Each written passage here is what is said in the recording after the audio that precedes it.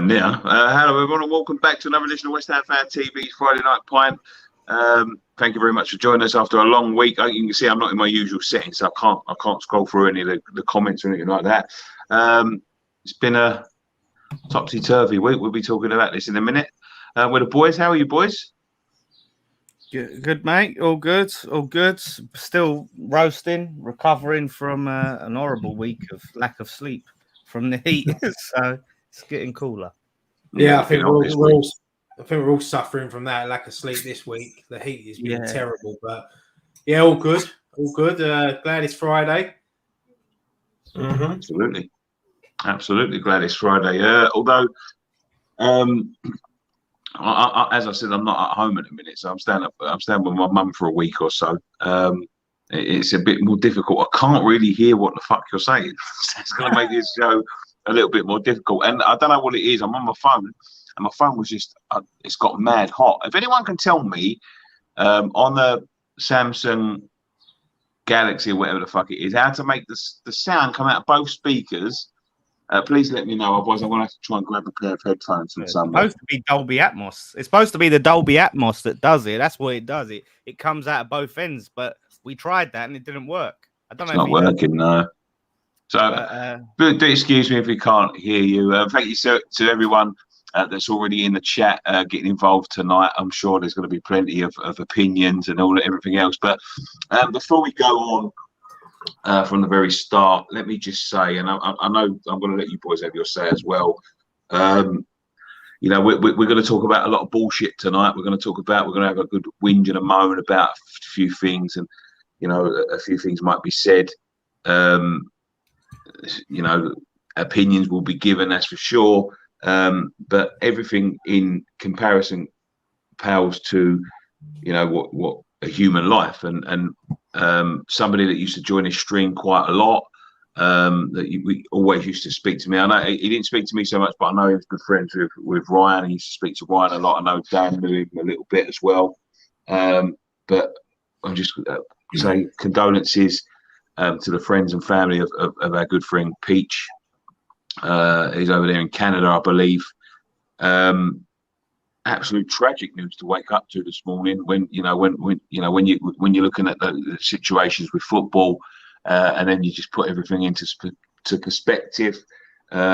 He's a good friend of the channel, always very positive guy. Really, really like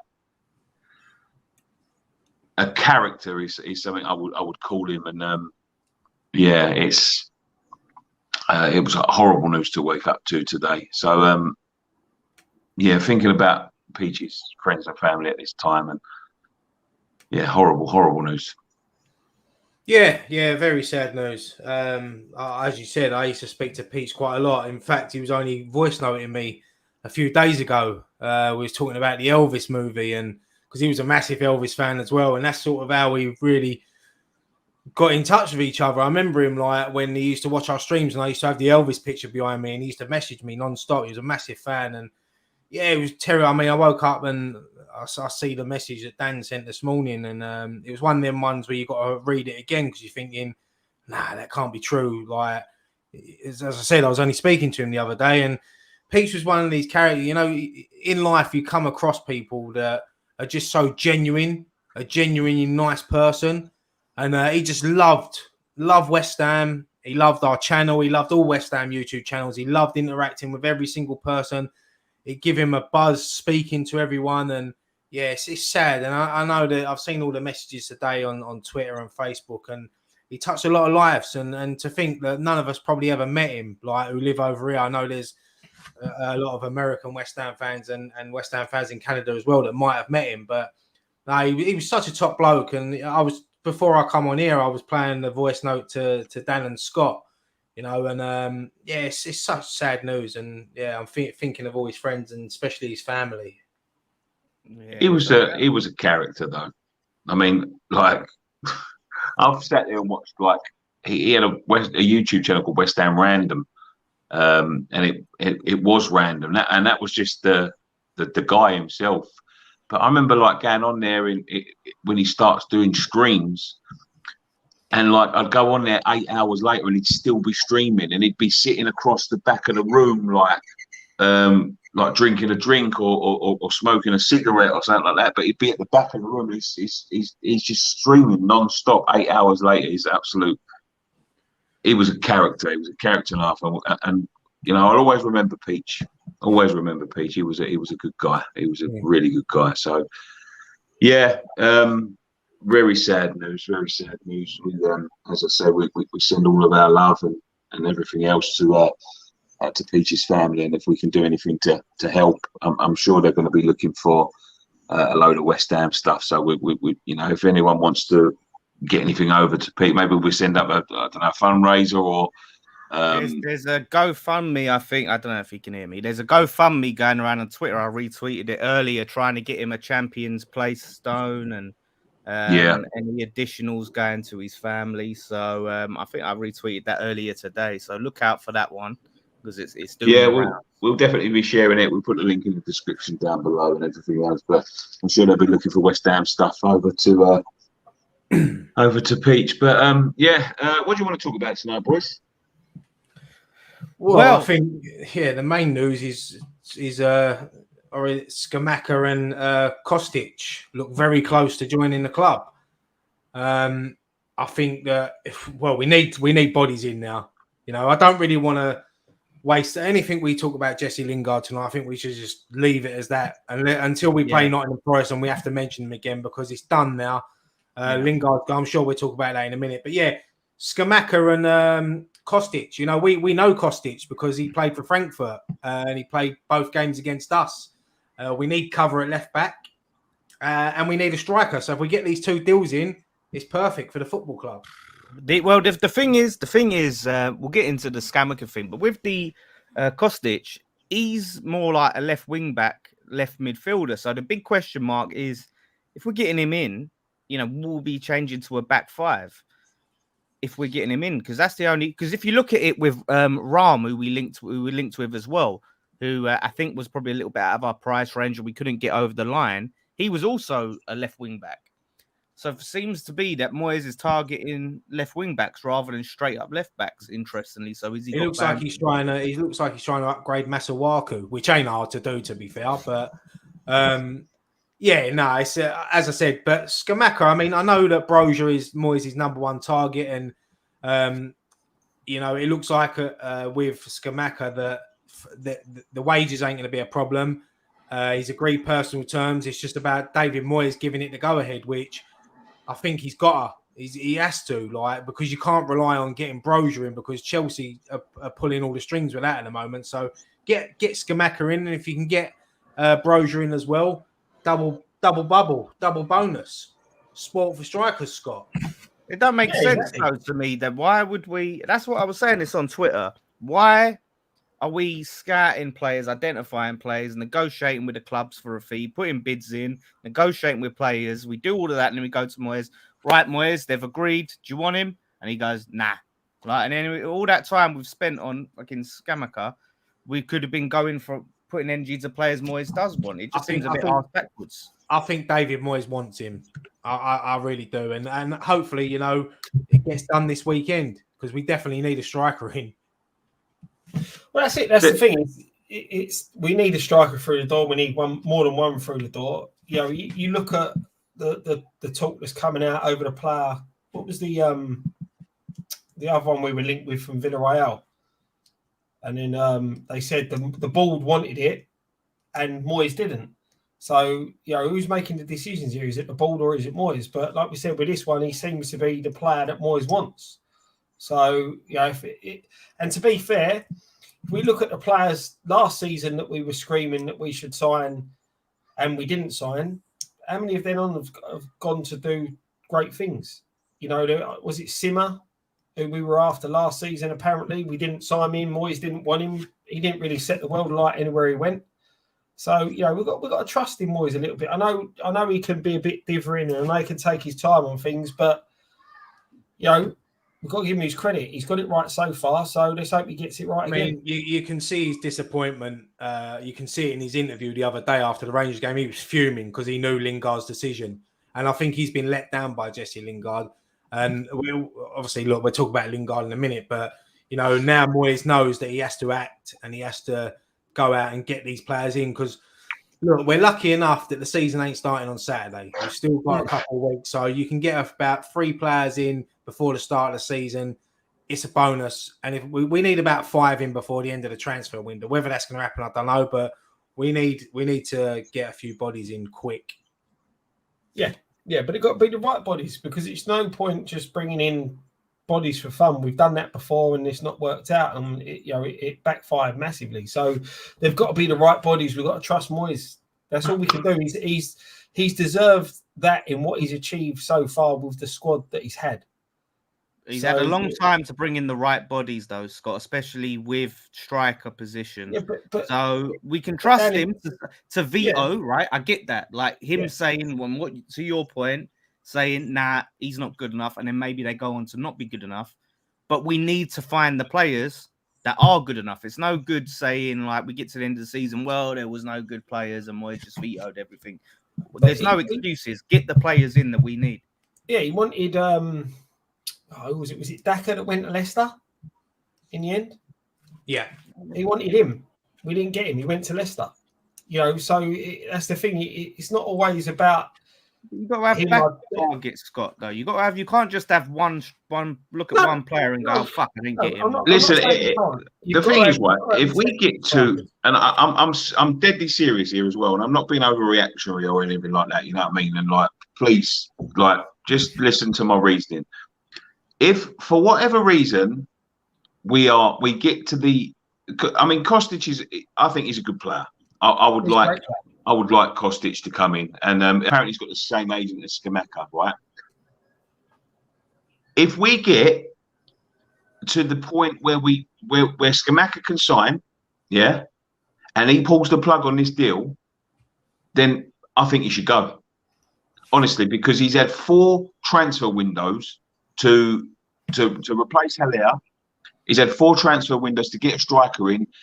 You cannot sit there dithering and fucking dawdling over a centre forward for 4 windows. That you can't tell me there is no way that there is anybody that he hasn't seen that he can bring in. I know he likes Brozier, but we need a centre forward. We need one, right?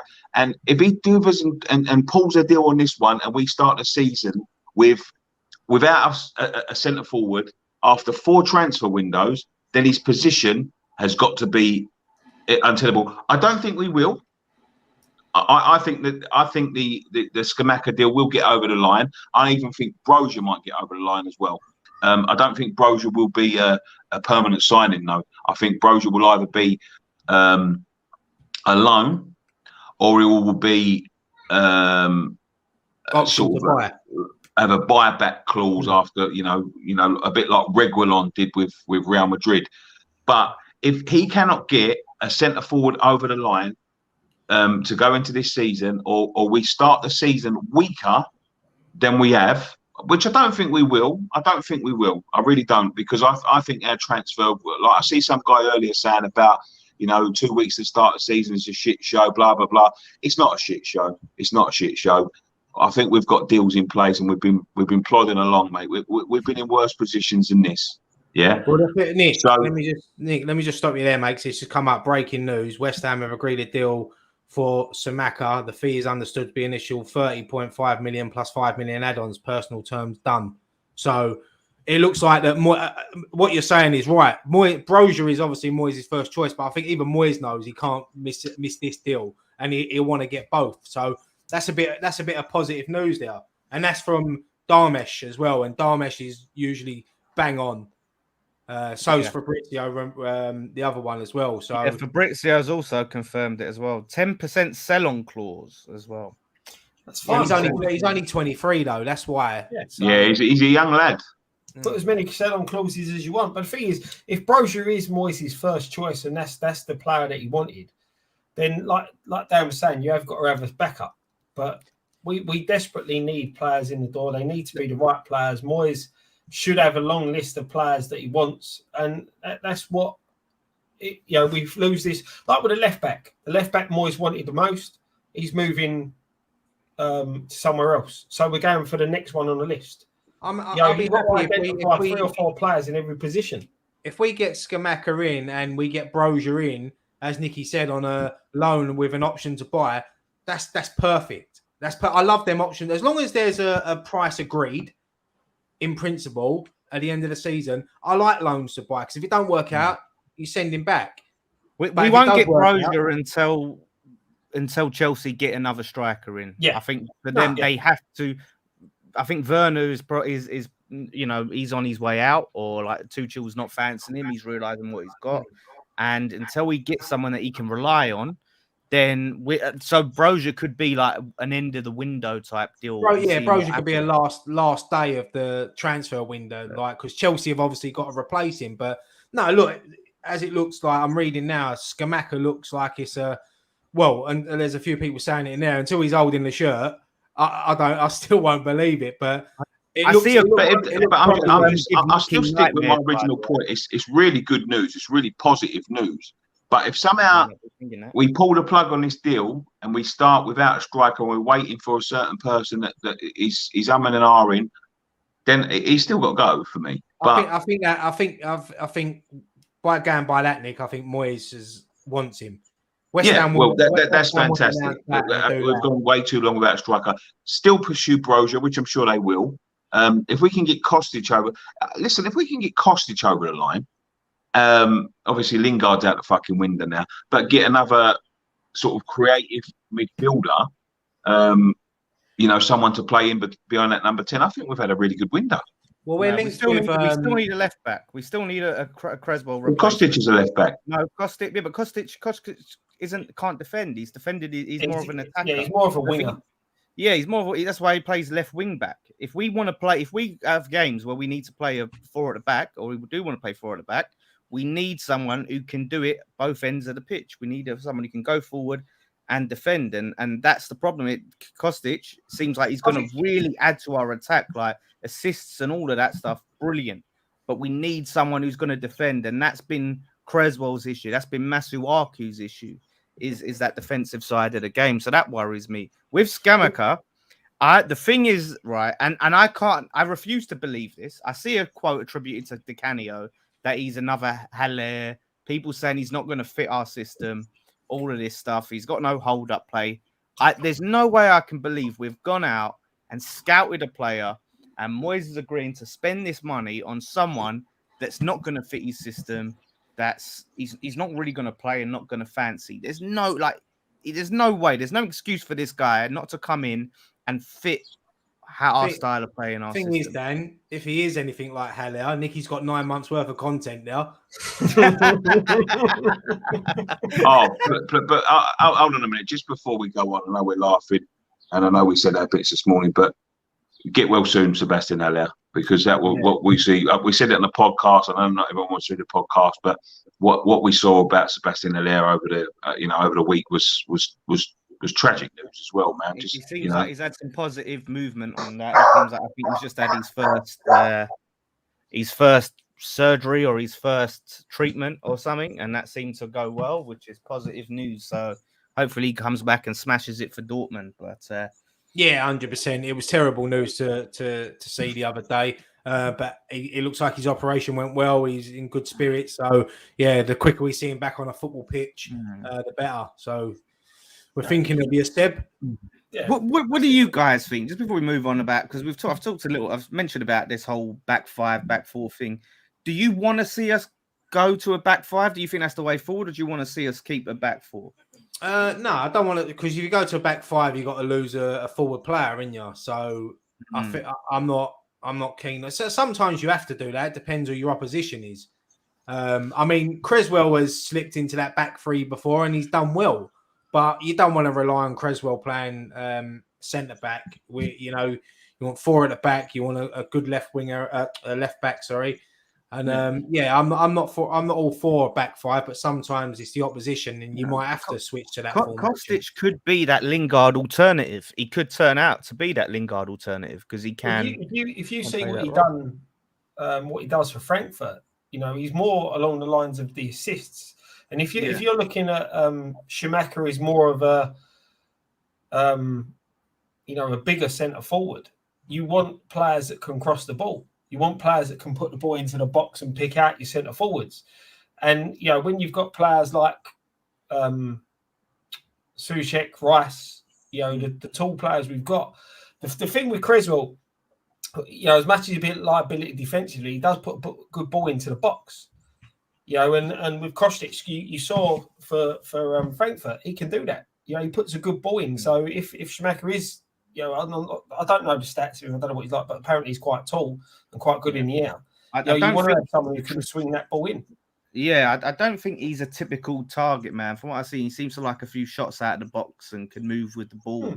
So I think we want to be able to mix it up between some the thing is, then, when you look at the five at the back, you look at the negative version of the five at the back. You don't look at that can also become a positive attacking system because when you're on the attack, it becomes a 3-5-2. You're not necessarily losing an attacking player. You could end up gaining a forward. A lot of the season we've been playing sort of 4-5-1 with our system. But then attacking, right, it's a 4-3-3. But this then gives you the opportunity that you end up having the three centre halves, your two wing backs who can push forward. So long as you've got that holding midfielder sitting in there mopping up anything that comes forward when the fullbacks, the wing backs are caught forward. That's why you need different sort of players in your squad. You can adapt to every game and every team you play because sometimes when you play a City, you're not going to have the ball as much. So you might want to slip to a 5 at the back. But then you play other teams and you can go 4 at the back and put an attacking player on. So, and the thing is as well, when you've got players like, with Deck in the midfield, you look at what he does for England. When he sits and just plays that holding system and you get Kyle Walker going right forward on the right or Trent, whoever's playing at that right back, and then Luke Shaw or Trippier, whoever at left back. When they get caught forward or if we get dispossessed, you've always got Rice then can cover that position. So if you've got, we've got Downs now who's another holding midfielder. We've got Souček who can play in that holding role as well. So, you can then afford that if you've got a slightly more attacking fullback, if they get caught out of position, so long as that holding midfielder is doing his job, he then covers in for that player. So, we're looking to, I feel that Moyes is trying to get a bit more versatility within the squad with the players that we're bringing in. Yeah, and as we've all said before, we need a bit of pace in that team. We know that, and we definitely need. But like just before we come on now, like someone that I speak to that knows a lot of things going on in the club, the two messages that he sent me is that Souček talks have gone well, so it looks like Souček will be staying at the club, and the other one was Aguerd's out for 2 months, which means Diop's gonna stay at the club, it looks like, during this transfer. It's funny though because Claret and Hughes said that he'll be fit for the Man City game, so it's so weird, isn't it? Like, but not Claret Hughes is that reliable these days. 2 months is probably the maximum he'll be out for with the injury he's got. There was no break, which was massive, but it's just the West Ham curse, isn't it? Our centre back that we were waiting for gets injured. I mean, we all watched the game the other night, see him limp off. Yourself with impact injuries, as soon as that swelling comes up, you've got to wait for it to go down before you can see the extent of the injury. And hopefully it's not as bad as we first thought. And maybe he might be in for the City game. These injuries can, if you inject them and, they can be a lot quicker than that. But to be fair, right? Like, people sitting there talking about Diop and they're worried about Diop and that. Well, Craig Dawson.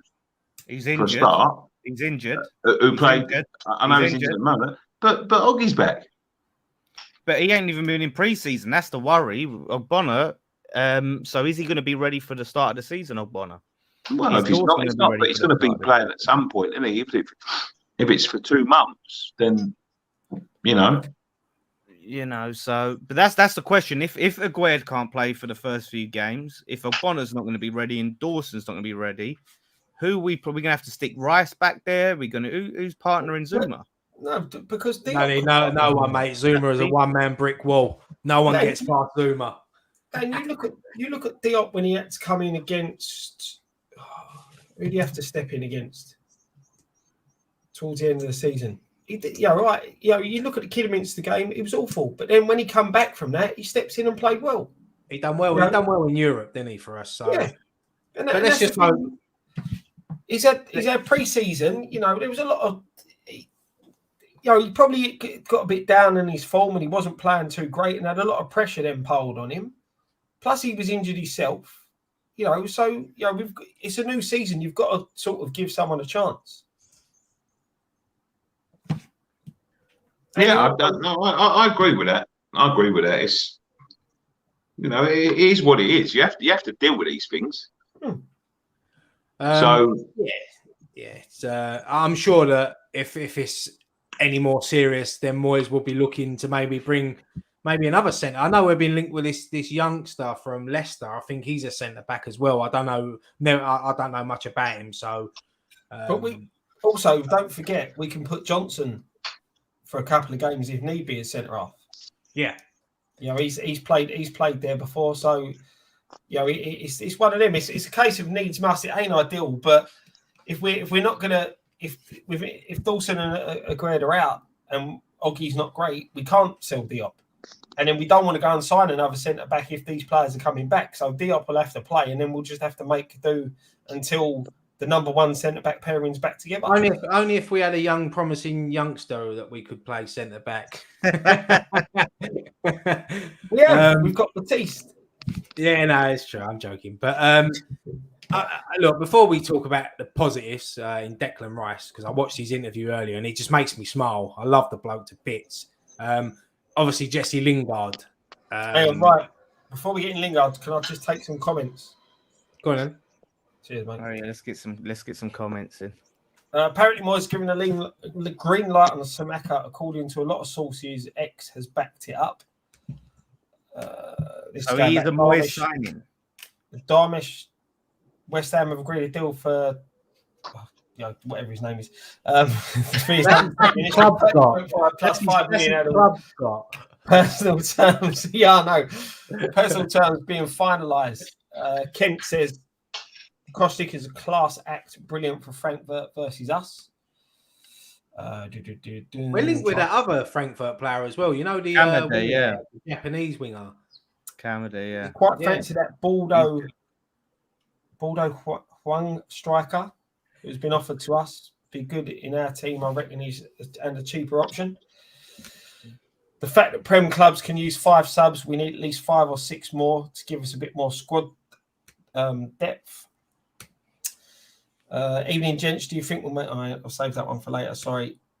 Our left back Luke Thomas has been linked with a potential move to West Ham today. I thought it was a centre back, but he's a left back. Is that the one you was thinking of, right? Yeah, that's the one. I couldn't think of his name. He's been offered to us apparently.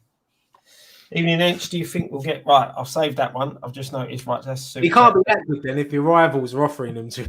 Yeah, exactly. Moyes can't afford to wait for Broja. Yeah, absolutely. Here we go. Another super chat. Thank you very much for that. We're in danger of drifting again if this window, like Jan, when it was we bid this one, we bid that one. And Hammer's chat picking up on, I think, what you were saying, but Kostic is left wing back, would like having a winger on the pitch. I prefer 4 at the back, just like we play. Sorry, go on. Yeah, well done, Scott. Well read, mate. He was like, he skipped out the FWIW. I didn't quite get that.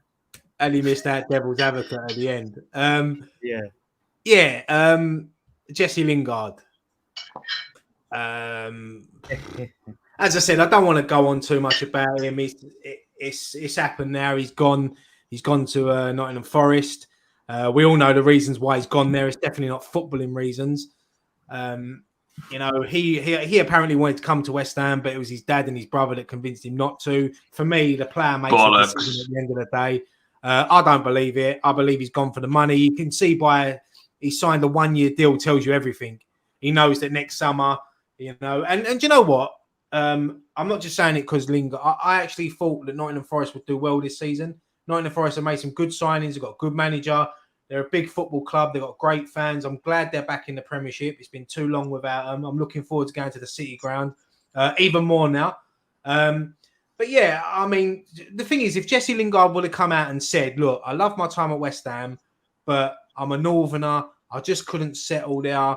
You know, I'm going to Forest because it's closer to home for me and things like that. But we all know that's not the truth. We know he's gone there for the money, and that's the sad thing about football. And there's even Nottingham Forest fans that are not even happy with his signing. You know, it's probably the biggest signing, one of the biggest signings they've probably ever made. But yeah, I don't know, mate. It's I just want it moved on now. He's not a West Ham player. I mean, next summer we'll probably be linked with him once he's released from Nottingham Forest. But yeah, no, I think, and the thing is, I think why Moyes was so upset and fuming was because we had a gentleman agreement. Lingard said he was coming back to West Ham, and that's what I think's upset him. Yeah, that's it. But the thing is, and that's the thing I feel for Moyes a bit, because if they did agree that, and you would think the way he played under Moyes, you know, the way he was at the club, he looked really happy at the club, and you know, maybe if he put more force in making the move last year, it may have happened. But all right, they didn't want to let him go, and they didn't want to do business with us. That's fair enough. But I just feel if he really wanted to be at the club and play for us, he would have done it as soon as his contract expired. Scott, the thing is, no disrespect to Nottingham Forest, but there's no comparisons. You know, like you look at Nottingham Forest. I don't know how their season's going to go. None of us do. They might surprise everyone and be in the top 10, top 8. But you know, he's gone. He's turned down a football club that he knows. We got his career back on track. You know, I think someone put a stat up the other day that 30% of his Premier League goals were scored up for us.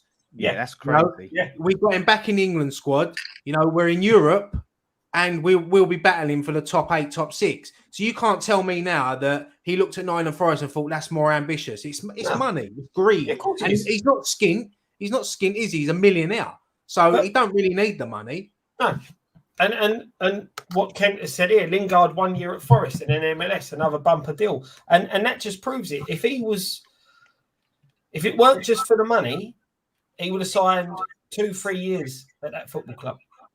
You know, he's gone there for a 1 year deal, knowing, all right, if it don't work out, they get relegated, I can move somewhere else and I'll get another pay packet. You know, this is the thing. He can dress it up as much as he wants that he's gone there because it's closer to home. He's gone there. I'm sure Everton would have been interested in him.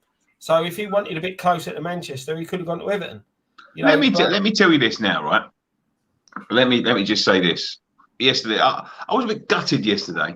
Yeah, I wasn't gutted because he didn't sign for us, but I was gutted about the situation and where you find yourself in this day and age. Like Nottingham Forest, without a shadow of a doubt, are a big football club.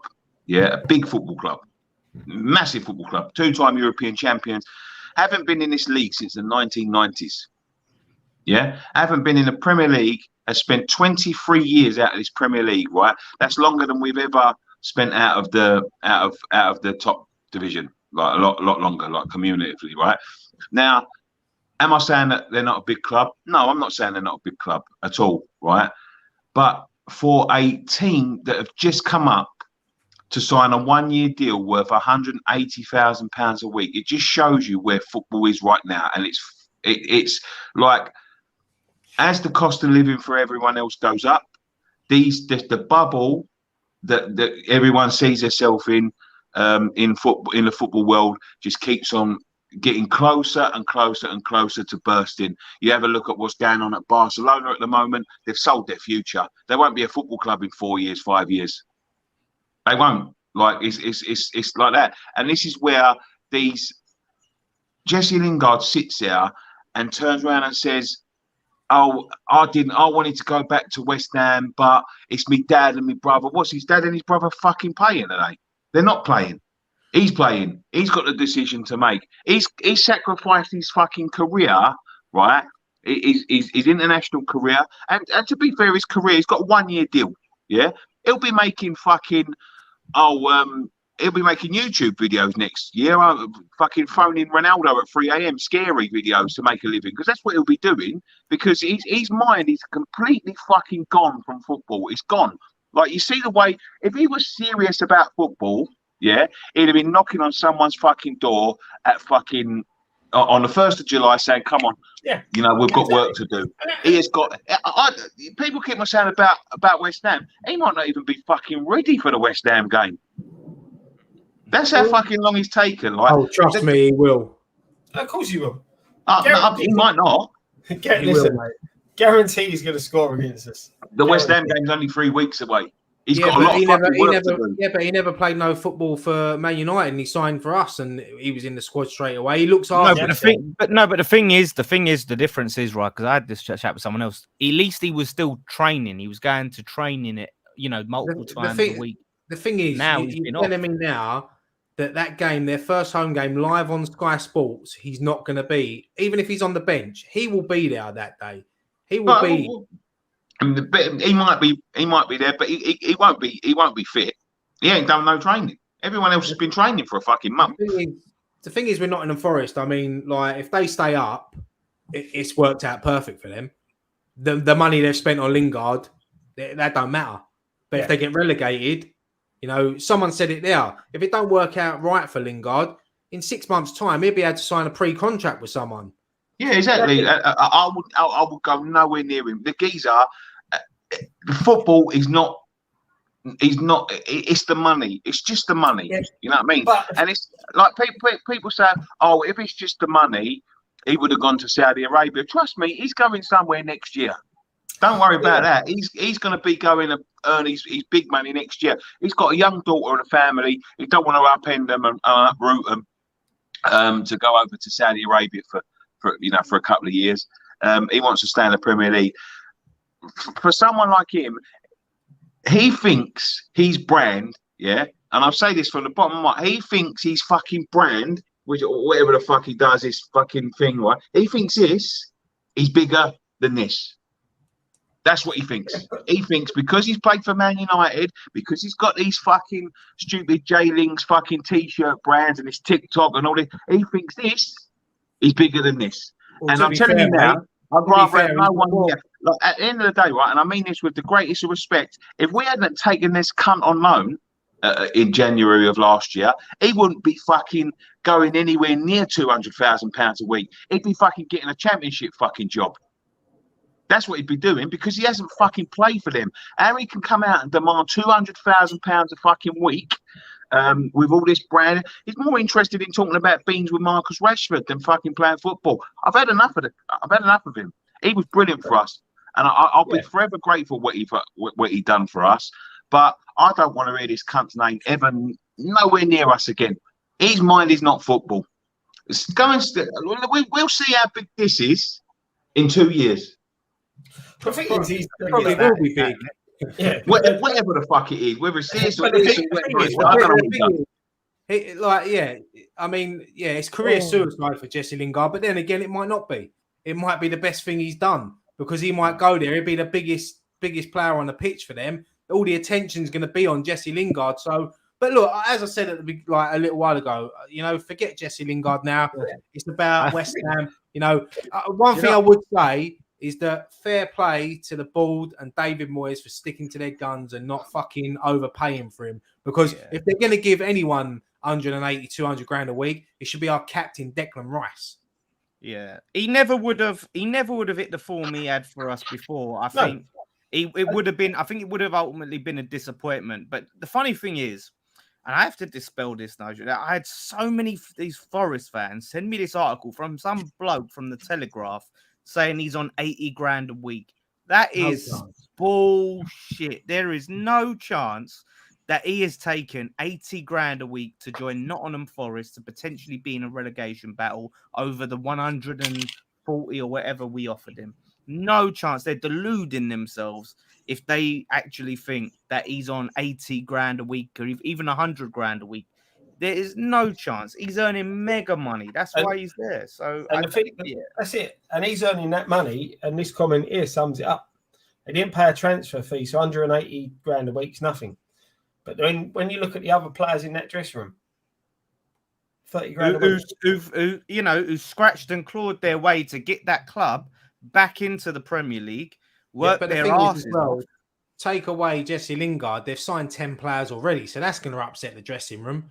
You know, as you said, them players worked hard to get Forest there. They should deserve it. I know they got around additions, obviously, but look, I just hope that we go to the City ground and they've lost 3 of the players that were key in them coming to the Premier League as well. So it's gonna be tough for them.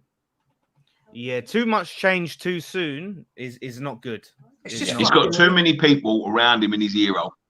It's just fucking mental that like it couldn't have worked out any like Nottingham Forest's first home game back in the Premier League live on Sky is against us, and now you got to chuck the fucking Jesse Lingard situation in. We all know what's going to fucking happen. You know, I've been watching Sky Sports News the last few days, and the only clip they show is just because the only thing he'd done last season was him scoring the winner against us at the London Stadium. Yeah, and they just keep showing it on repeat. Last season, mate, he played 300 minutes.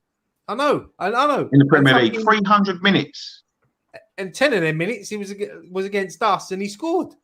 Fucking ridiculous. Anyway. I'm going to get some comments on that. There's a few more comments on that.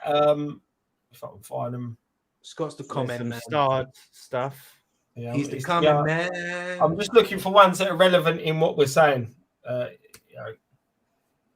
Lingard is 30 years, and then even more when he's 30 and from the Saudis in the Yanks. He won't command more. His value is going to decrease.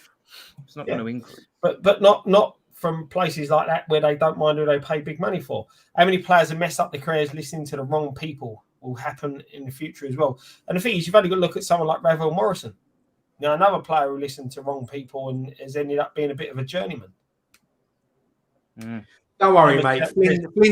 Flynn Downs is going to put one right through Lingard at the game. Worked at 10 million for the season, still expensive, but if they stay up, Jesse would be a big part of that, so it could be worth it. Then he can buy him off or get someone else in. Bin him off. Get someone else in. This one here, £10 super chat. Keith, thank you very much. Yes, Keith, 79 mod. Have you heard about the West Ham fans going to the Forest game and getting fake £50 notes with Lingard's face on them? One thing I would say is that Nottingham is famous for Robin Hood and Jesse Lingard is famous for robbing Nottingham. There's going to be some. No, do you know what? I'm happy for Forest fans. I am. I generally like Forest. I think Forest is a decent club, and I'm happy that they've got a good player. I just hope he performs for them because I'm just worried for them what his mindset is. Because he honestly, God's honest truth. I won't mention names, but I've heard stories about Lingard when he was at West Ham and how he thought his brand was bigger than West Ham and how he thought he was bigger than West Ham and all that. And the problem is with him is that, you know, once this is all said and done, the curtain's coming down on this career of his. You know, it's only going to be going on for another couple of years. It's not going to be. You know, he's been at Man United. He's played for England, but he's now playing. With all due respect, he's now playing for Nottingham Forest. This brand of his that he holds so dear that he's got all of his mates fucking promoting and all that. None of them people will be around once he's finished playing football. Nobody's going to remember Jesse Lingard in 20 years' time. Nobody's going to be sitting there talking about Jesse Lingard like they talk about Alan Shearer. That's his problem. Like, you know, to keep your legacy and to build these brands and keep them relevant, you have to do something in the game. Like, I fucking hate Ferdinand. Like, the way he's become over the last, you know, 3 or 4 years, he's unbearable. Yeah, but everyone will remember Rio Ferdinand. Rio Ferdinand was a fucking, you know, a really, really good player who'd done lots and lots in the game. Jesse Lingard hasn't done fuck all. He did score an FA Cup winning goal. He scored an FA Cup final winning goal. Yeah, but so did, you know, there's like Leicester players that scored FA Cup final winning goals. I don't remember the fuck they are. That's it. Who scored the winner for Wigan in the FA Cup against City? Yeah, Ben Watson. Yeah, exactly. That's what I'm saying. Like, I'm sorry, but you know, you have to do something again. Like, Rio Ferdinand's got a brand. People still gravitate to that. Once in 5 years' time, nobody will even be thinking about Jesse Lingard. Unless he makes himself into a fucking TikTok star, then You know, nobody's going to fucking. The man's 30 years old. Fucking grow up. I think in 5 years' time, I think we'll still be talking about fucking Jesse Lingard. I know. I feel like we're still talking about Sebastian Haller, so don't rule it out. Yeah. Yeah, Well, I feel like we've talked about Lingard longer than we talked about Scamacca. I feel like we've glossed over the fact that 18 months later, 4 windows later, a striker. We're signed a striker. Like Dan, don't say it yet until he's holding that shirt. Don't say it until they release that dodgy video. I know, but you just can't help it, can you? Like, yeah, Dan, Teddy agrees with you. Yeah. I think, you know, do you Scamacca would give everyone a big lift, wouldn't it? Because it'd be a weight off our shoulders that we've finally got a striker in after all this time. Oh yeah, absolutely. And it's going to be great for Antonio as well. It's going to be really good for Antonio because Antonio's going to be playing less minutes. You know, he's. I don't think he's going to be playing. You're right there. It takes pressure off of Antonio, and it might even improve Antonio's game. Yeah, it might improve. We have the option of playing Antonio on the wing as well if we want to for certain games. We've got. He might be playing left back. He's played right back before. He might go left back now. Yeah, exactly. Play him in goal. Why not? But you know what? He wouldn't moan. I'm telling you. The thing is, as well, though, right? Having a striker come in that can take Antonio's place as the main centre forward also takes a bit of pressure off of Bowen because Antonio can fill in that right wing position. You know, so there's swapping about, and you know, there's things that there's a lot of options now. And there's that thing: if you're losing a game, when we're chasing a game, say you've got Antonio on the pitch and Scamacca on the bench, you can then take off maybe a midfielder and chuck Scamacca on. You know, like a lot of teams do when it's like we need to throw the kitchen sink out. And that's what I'm saying. It's that shit moment, you know. And that's the thing. Then with this the new 5 substitute rules, you need to have players. We need to have 5 players on that bench at a minimum that are game changers. Whether it's game changers in the attacking sense or game changers in the defense. We didn't even have that with the 3 sub rule last season. Exactly, and that's what I mean. That's what we need. That's why we need to build and strengthen. You know, when you look at it, if you say, you know, Scamacca's done over the line, if you're playing the 3 that we had, you could have Bowen, Scamacca, and say Ben Rama for the moment. You've then got Fornells. You've then got Antonio. You know, you're not then bringing on Yarmolenko. You know, because that was practically our subs last season was like Yarmolenko, Lanzini when he didn't start, or Ben Rama. That was the 3 main attacking threats that we had. You know, Yarmolenko, who was way past his best, Benny, whose form dipped in and out, and now you're looking at having a better option. And you know, I said this on the podcast the other day, Scott. I said if you've got quality on the bench, it improves the first 11 because they know that if their form drops, they're out of the team. And that's why you look at the likes of Liverpool, City, Chelsea, you know, even Tottenham now, their bench is going to be a lot stronger. Mm-hmm. So they're going to improve their first team. So, and there's a few comments popping up about Vlasic as well. You know, he's had another year to settle in the side. He's had a year to settle in the side, a year to settle, you know, try to readapt to the Premier League style, the Premier League football. You know, he may have something to bring this season. Play him in the middle. That's what I want to see for Vlasic this season, not on the wing. Play him behind the striker. I think he'll thrive there. And, you know, that will be something to see. Dan, do you not think we've got too many players who want to play that role? But this is the problem. We need to identify clearly who is that player. Who is our... I'll tell you what the problem is with that role. Whoever plays there is shocking. We ain't got a player to play that role. They want to do it, but they can't do it. No, I think. I disagree. I think the problem is we have more than one player who wants to play that role on the pitch at the same time, and they get in each other's way. Yeah, I've seen that a lot of times. The only one I think is a natural playing that position is Lanzini. Yeah. But there's the only natural one we have in that position. They want to play it. Even Ben Rama wants to play it and all that. Not good enough, in my opinion. Needs to be better. I think with better signings, if we get better signings in, I think Ben Rama will have to up his game because he knows that he's not going to be in the first team. And from what I've seen of Ben Rama in pre-season, I don't think he's done too bad. But I don't really judge people on pre-season as long as they get through unscathed and they're fit for the start of the season. as I said, I know some people like live and die by pre-season, but it don't really bother me. I've as I said, it's really about fitness. Do you really think Lanzini's good enough to play that role this season? No. I didn't say he was good enough. That's what I said he's the only natural one we've got. I like Lanzini. Don't get me wrong, I like Lanzini, but I think we've seen the best of him. Yeah, absolutely. Yeah. I was just looking at something tonight. It's 7 years today since he signed for us. He signed for us as a little 22-year-old. He's 29 now, nearly 30. Had some bad injuries in his time. He's brilliant at times, but he's not. He's a bit like Ben Rama for me. You know, brilliant at times, but you know, drifts out of games too much.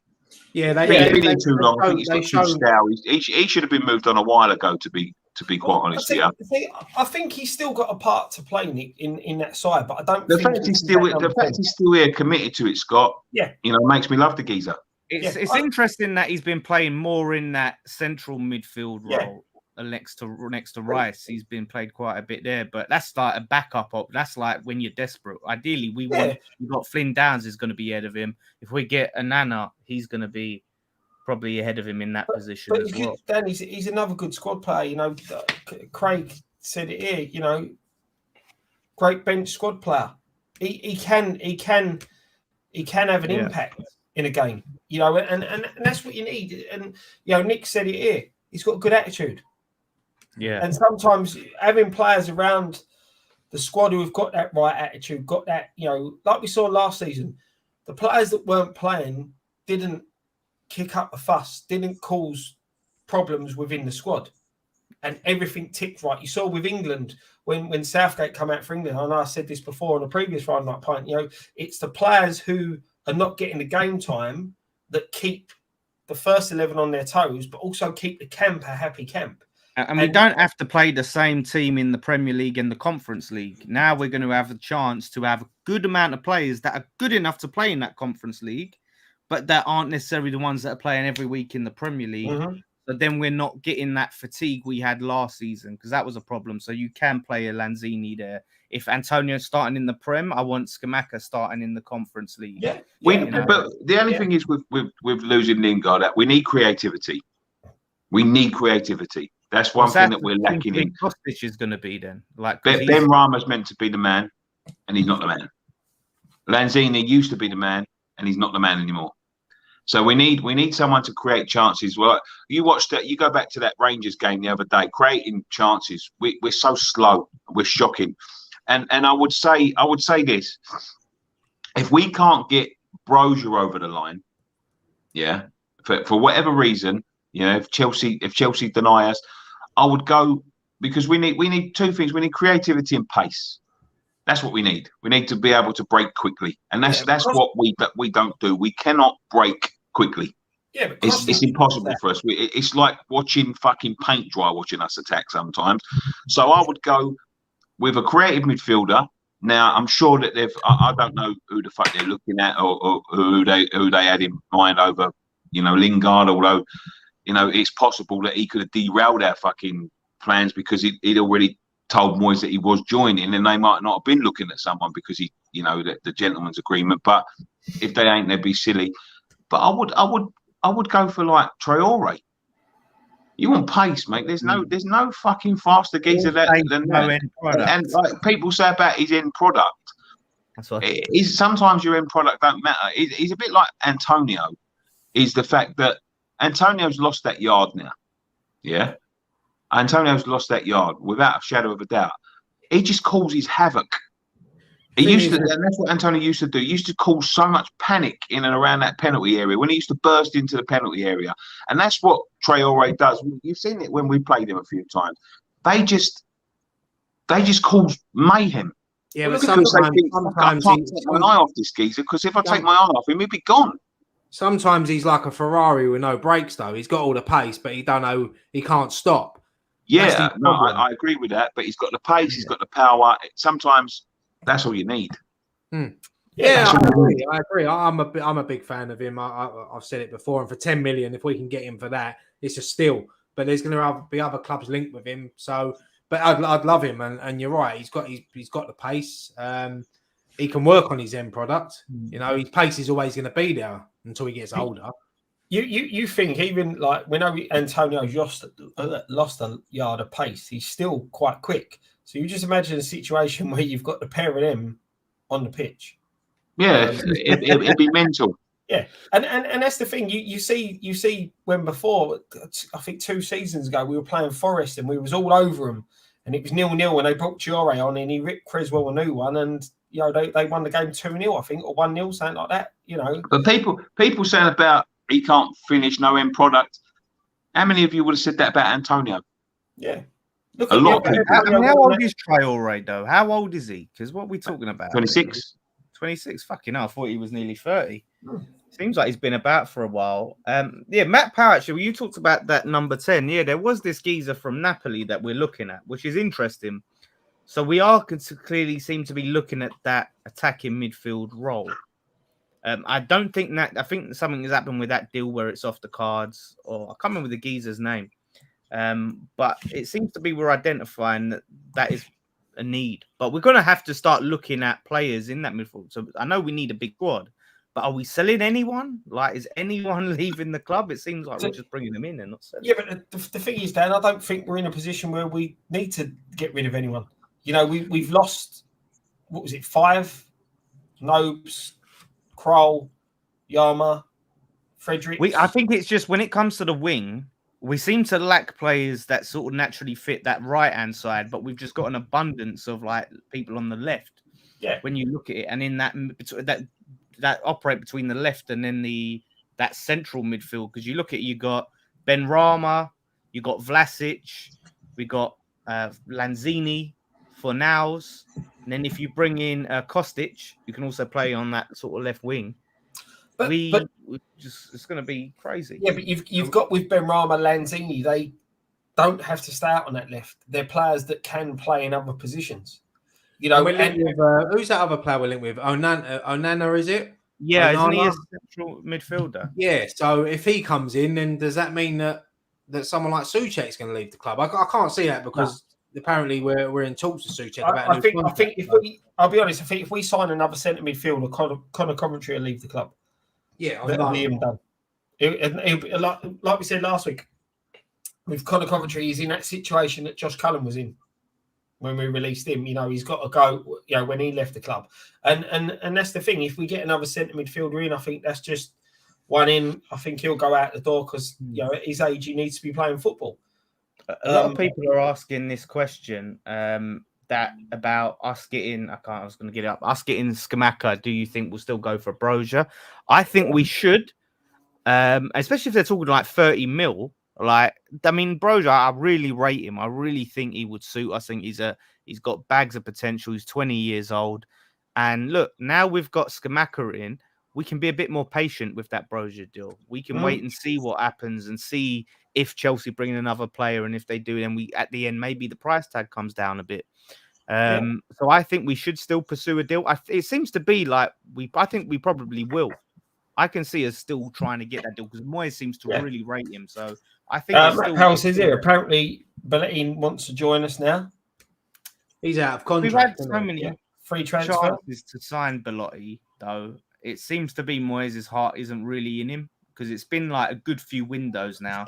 But the thing is again, if with the Broja deal still, look, all the cards are in. Apparently, Broja wants to come. We want to sign him. Moyes wants to sign him.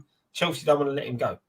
So if you're going to look at that, that ain't going to be done. If that's going to get done, that's deadline day. Do you know what was funny, though? I just got to point out, it was so funny to see Chelsea fans on that Scamacca story all going, oh, does this mean they're not going to come for Broja now? Does this mean they're not going to come for Broja? Like we're the big club raiding their players. Honestly, Dan, I work with a couple of Chelsea fans and they don't understand why. Well, they get why Tuchel wants him to stay because they've said they've lost Lukaku and all they've got is Broja, Werner and Havertz.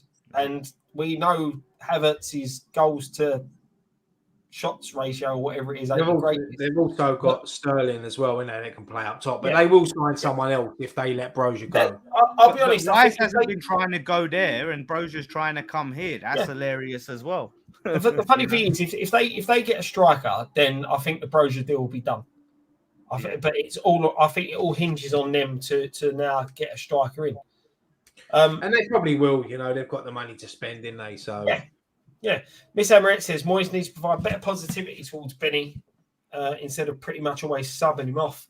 And that's the thing. Sometimes that can affect a player when it's always his name that gets put up. Scott, I'm not being funny, mate, but if you go and look at Ben Rama's stats from last season, he's one of the top players for us. So and that's the weird thing about it. People he didn't have the, he don't set the world alight, but his stats were good. I mean, this is the thing. Go on, mate. Go on. Super chat, Kimbo 899. Cheers, lads. You make my Friday. You've helped me through so much grief. So thanks for that. God bless Peach. Go on, why? Sorry, mate. No, I was just about to say about Scamacca. I mean, I don't really know too much about him, but apparently he scored 16 goals in a very poor team last season. So, put him in a better league with better players around him. Who knows? As we said, a signing is always a gamble because he can hit the ground running or he can be a dud. So unless he's given a chance, we don't know. People could say he could be the next Hilaire, but then he could go on and score loads of goals for us. So I'm just excited. He's fucking good at car racing, though, isn't he? I'll take anyone at this point. It seems like Stuart Ling is you've answered his question there, Ryan. He sort of shares the sentiments. He's never seen him play.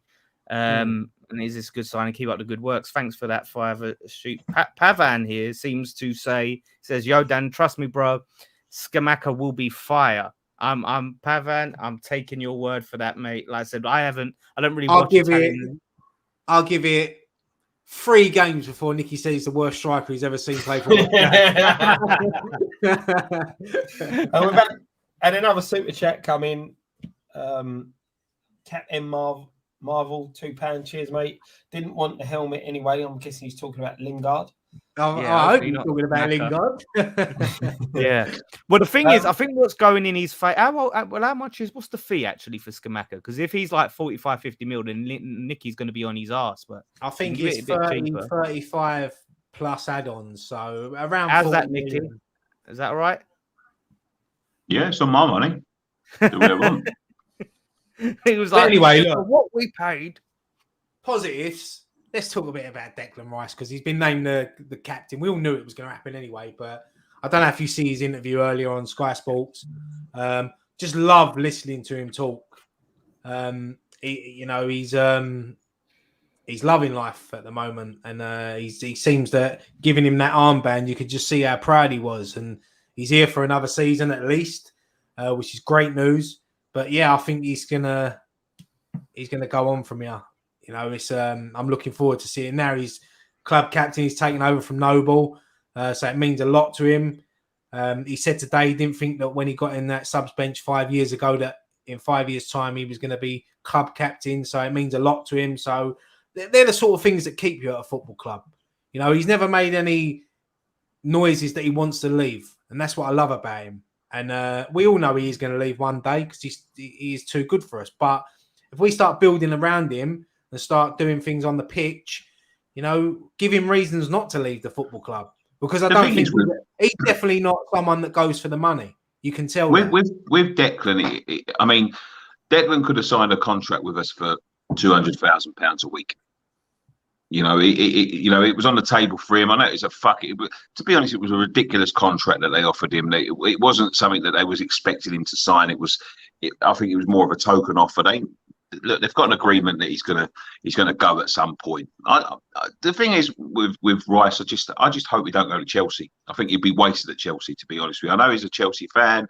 I know he grew up there, and he's there was even like rumours going around about him going this summer because of he appeared in, I think it was a Chelsea pre-season video that they did, and he was out playing baseball with Mason Mount. Look, he's best mates with Mason Mount. They're always gonna spend time together, no matter who they play for. They're best mates. They live in the same city, you know. And if people live their life through lenses like they do, you'd see a lot of footballers. I mean, I see some fucking random photo before where like it was like Robertson and fucking there was a striker. What was it? Andy Robertson and someone else from the Championship that was hanging about with like what was his name for the geezer from Lazio? Fucking Immobile. That was all in a swimming pool together. Like you'd be very surprised about who, you know, knocks about with who in terms of like friends in football and all that. So there was rumours, but look, when you look at what's happening with Lingard and what happens with Declan Rice is a complete opposite to Jesse Lingard. He's a young boy who's now the club captain of his club. He's letting his football do the talking. You know, he just enjoys his life. He's going to be on a league of their own. He was filming that the other day, and I'm always excited to watch him talk because he talks with, you know, he's one of these lads. He's a young lad. He likes to have fun and all this sort of thing, and people like take the piss out of him for it. He just loves his life. He loves, but number one in his heart is football.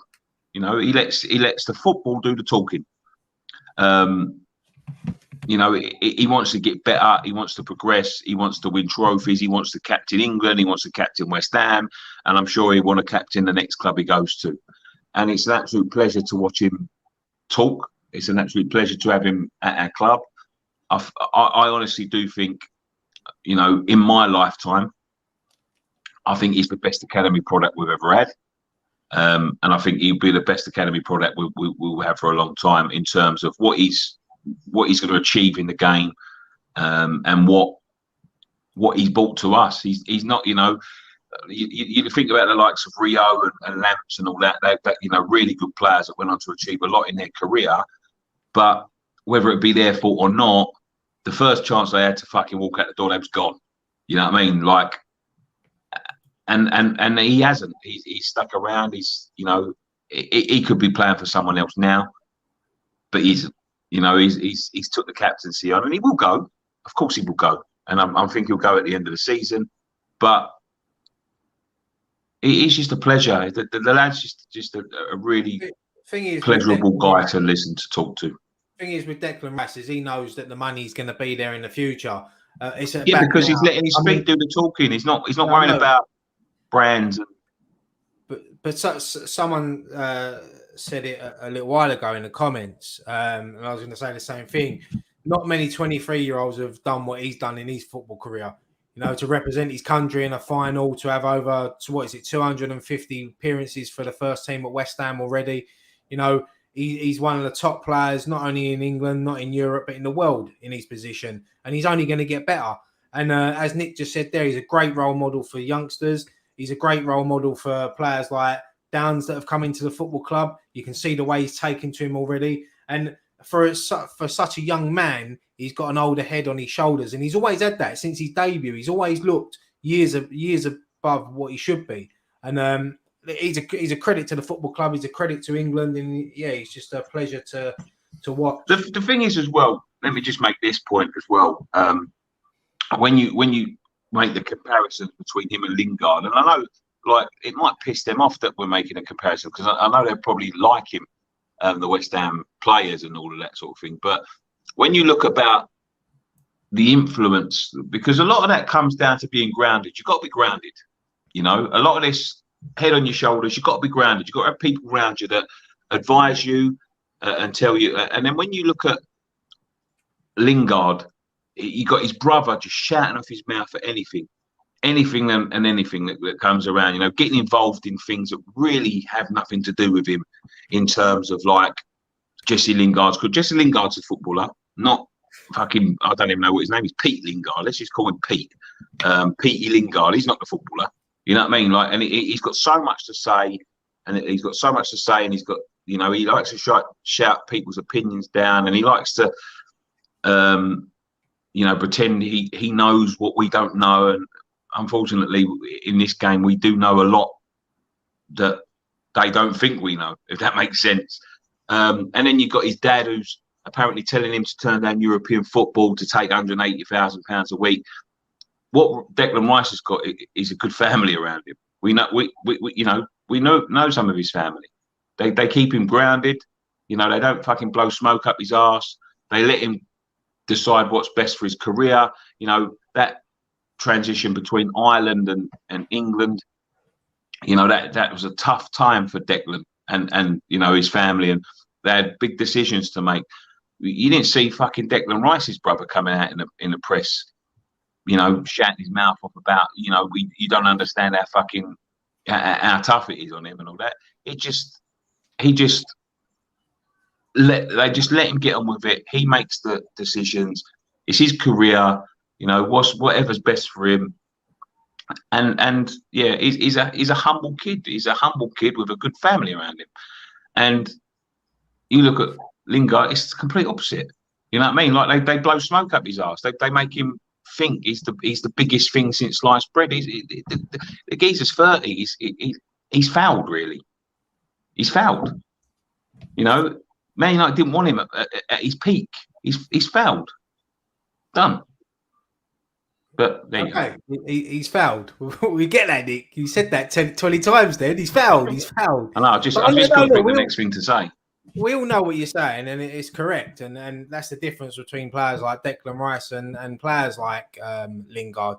Declan is at the beginning of his career still. He's still got, hopefully, touch wood, barring a horrible injury, he's got years left on the football pitch, whether it's with West Ham or whoever. And I think even when he leaves the football club, I think West Ham fans will still follow his career, unless he goes to Spurs, of course, but that's never going to happen. Go on. No, I was just going to say, and that's the thing. Like, it's how you leave a club is how you remembered. We've had players through the years who have left us on good terms, and then as a fan, you're always interested to see how they get on. And I think with Rice, he'll be one of them players. Unless he goes Spurs. Yeah. Anyway, yeah. Listen, you got any comments, Scott, you want to put up? I see you starring a few. No, I agree with what Nicky was saying about Rice. Personally, I think Chelsea would suit him. I think he'd be a waste if he goes somewhere like United. That'd be wrong. The ones I've just started, I know this made me and Ryan laugh. So sorry. And anyone that's interested, Miss Emirates posted on the comments. I don't know whether you guys can click it, but this is the GoFundMe that's been set up in memory of Peach. So anyone who wants to donate, if you can click on the link that Mrs. Emirates posted, it's there. But I'm sure we'll add this to the description afterwards as well. So it's there for anyone. The other ones I've stuck aside for when we go to Ask Us Anything. So. I think, though, we should have a complete break from speaking about Rice leaving until any concrete information comes out about him actually leaving. I think we should close the book on that, enjoy him being at our football club, and then the speculation about him going Chelsea, Man United, whatever, until something actually concrete comes, let's just enjoy him and forget about where we're going to be. And I think that's what we've said all along, that we're going to enjoy Dec playing for our club, and we want everything that guy now wants to achieve in his career. I'd love for him to achieve every single one of them aspirations that he's got while playing at West Ham. But again, I'm a realist and know that's probably not going to happen. Yeah, I know, but I'm just saying we don't have to, for the rest of the season keep speculating on it. There's no. What else can we say? Listen, Dan, I was sitting here this time last year telling him he won't be playing for the club this season, and he's still here. Yeah, we say we hear it every season. We hear it from rival fans. He's too good for you. He's going Chelsea. I blame for him this morning. Great player, love him. Yeah. Any more West Ham stuff? You can ask us anything. Yeah. Jump on that. I've started a few to get us started. That again shows Rice. Nick has said, talk about season ticket fiasco. If you can go, I can't get my mate. If you can't go, you can't give a mate my ticket or even my son unless it goes through the club thanks to a trial last season. Does anyone know about this? Because I'm not sure. I see something. I see an email come up that they're doing a new system, but I'll be honest, I didn't really read it. So what? It stops you like screenshotting and just sending it to your mate and then just scanning it. I'm presuming so. I said I haven't. West Ham seem to email me loads of stuff that's not important, but on the important things, I've not been getting their emails. So yeah, Scott didn't get the code for the Rangers game, which could be a positive. To be fair, I didn't get the code either. No, I don't make me. They said the thing is, right, I don't know about you. They sent me 2 emails. That's the same email twice. They sent me 16. They sent me 16 emails about the training range they've got in the club shop. You know what I mean? But I think about that. But yeah, that's a bit. Look, at the end of the day, you know, so lots of seats are filled. You want the right fans in the seats, and not being funny. If I can't go to a game, I don't really want to sell my ticket back to the club because the people that sit around me, I get on with the people that sit around me. I don't want some random sitting next to them. I'd rather give it to someone who I know who's not going to cause a problem. Basically, the club just want to profit for you not being there. Yeah. So what's the curve? So how's it work? Does anybody know? I think it's like just a bit like last season. You know, when you just scan it like a scanner thing. Is that what it is? The NFC season tickets? Yeah, I think that's what he's talking about. NFC. Yeah, I hate that. So. Why can't we have season ticket cards? I see Newcastle fans. This Newcastle fan I know, she got this lovely box with the card in it and a pen and all this stuff. You know, we can't even get the actual card, use the cards anymore. It's just like, oh, it's on your phone. We're going to email it to every game. It's just a fucking pain in the arse. Oh, so it's the one where you tap it on the wireless thing. Yeah. I always just use the barcode. That's what I used to use. I used to just fucking get the. Well, I'm assuming that Nick's saying that you can't use that next season. People will still find a way. You'll have people sending each other's phones in the post. Use my phone to get in. Can you imagine that? But Nick's saying, yeah, one, not every game. So you're going to have one for the season. Oh, what? So one part. So they're not going to email you like, oh, here's so like last year when I was doing individual games, they're not doing that now. No, so your season ticket card now is just your phone. Yeah. Because remember, you used to be able to get, I'll leave my card with so and so, and they'll give it to you and go to the game. Now you can't do that because you have to fucking give them your phone. So I'm fucked. Wankers, honestly. Wait, I am fucked. Ain't gonna get into the amount of phones he goes through, mate. You ain't getting anywhere. Chris is saying usually change to NFC, so you have to pay £1.50 to transfer to someone else, one ticket for the year. But fuck, I ain't got a fucking clue what's going on. Just go back to giving us a season ticket book where we have to rip out the vouchers on the fucking turnstiles. Honestly. So basically, if I wanted to say I couldn't make a game and I wanted to give it to Graham for argument's sake, it costs you £1.50.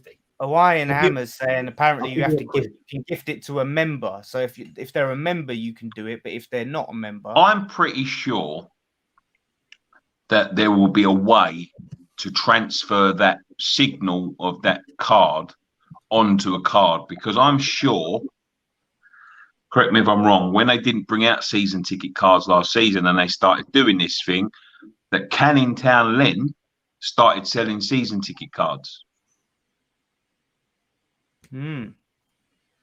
Interesting. Yeah, I'm not sure. I mean, there's going to be a way. I'd be up for one of them. I'd fucking buy one of them. Then pissing about like with your phone and that, and then there's people who don't have smartphones. You know, the older crowd. Yeah, I mean, I think someone just said there that there's an option that if older just people haven't got a smartphone, there's another option. But the thing is, I'll be honest, I didn't have any issues last season with the way they done it, where they send you the ticket, you scan it and get in. I didn't have any issues. So the only issue I had is a couple of games they didn't send me my ticket.